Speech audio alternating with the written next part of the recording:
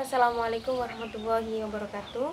Nama saya Elisa Dayani dengan nomor NIM 1908102035 ingin menjelaskan mengenai dasar-dasar teoritis pengajaran bahasa. Pengajaran bahasa dibangun atas dasar landasan teori-teori ilmu jiwa dan ilmu linguistik. Psikologi merekayasa seseorang belajar sesuatu, sedangkan linguistik memberikan informasi terhadap seluk-beluk ilmu bahasa. Ada beberapa faktor dominan atau paling besar pengaruhnya terhadap pembelajaran bahasa, yaitu ada madhab behaviorisme atau al-sulukiyah.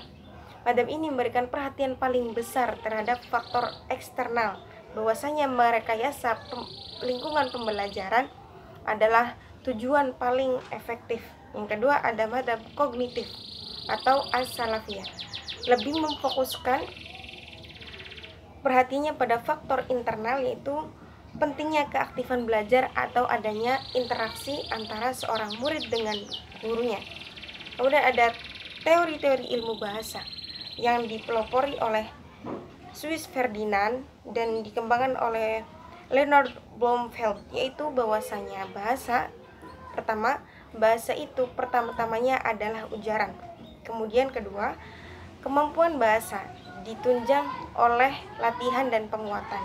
Yang ketiga, setiap bahasa memiliki sistemnya sendiri yang berbeda dengan bahasa lain. Yang keempat, setiap bahasa memiliki sistem utuh untuk mengekspresikan maksud si penutur. Yang kelima, bahasa yang hidup berkembang itu mengikuti perubahan zaman. Yang keenam, sumber utama kebakuan bahasa adalah penutur bahasa tersebut. Kemudian ada prinsip-prinsip pembelajaran bahasa. Yang pertama, kemampuan bahasa diperoleh melalui keadaan. Yang kedua, lisan merupakan sumber paling utama bahasa. Yang ketiga, hasil analisis kontrasif atau perbandingan antara bahasa ibu dan bahasa lain. Yang keempat, diberikan perhatian besar kepada wujud luar bahasa seperti kefasihan, ejaan, dan lain-lain.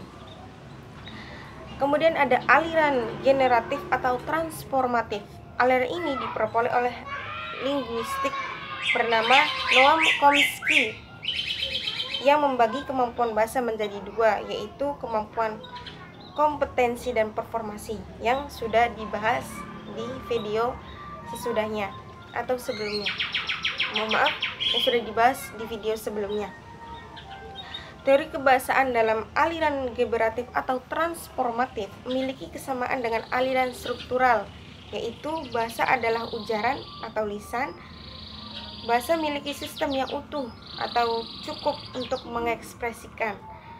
Namun terdapat beberapa perbedaan pula, seperti kebiasaan ditunjang dengan latihan dan penguatan, perbedaan sistem atau suatu bahasa dengan bahasa lain. Dan berikutnya yaitu ada pendekatan pembelajaran bahasa Arab. Terkait dengan aspek-aspek pengajaran mencakup pendekatan, metode, dan tekniknya. Edward M. Anthony menjelaskan bahwa pendekatan sebagai aksiona serangkaian asumsi hakikat bahasa dan pembelajaran bahasa.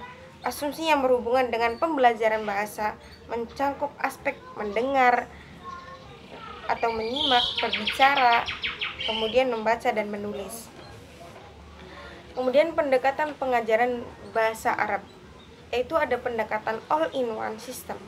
Pendekatan ini berasumsi pengajaran bahasa harus dimulai dengan mengajarkan kemahiran menyimak atau mendengarkan bunyi bahasa dalam kata atau kalimat, melatih pengucapannya sebelum pembelajaran, yaitu dengan membaca atau menulis. Kedua, pendekatan porsial, memandang secara porsial sesuai dengan kebutuhan sehingga pembelajaran diarahkan pada aspek tertentu. Kemudian selanjutnya antara bahasa dan usia. Faktor yang mempengaruhi keberhasilan belajar mengajar bahasa Arab ada, yaitu faktor internal dan eksternal. Kemudian ada apa aja di internal?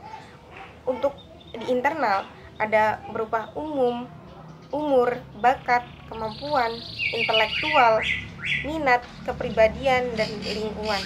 Kemudian apabila di eksternal, yaitu ada tercakup dalam situasi lingkungan kelas atau format.